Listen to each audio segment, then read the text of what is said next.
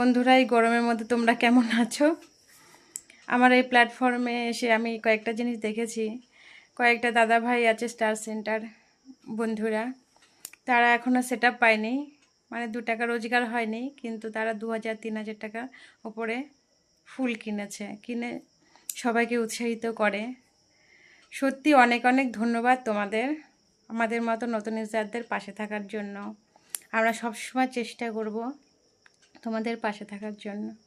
সত্যি অসংখ্য ধন্যবাদ বন্ধুরা।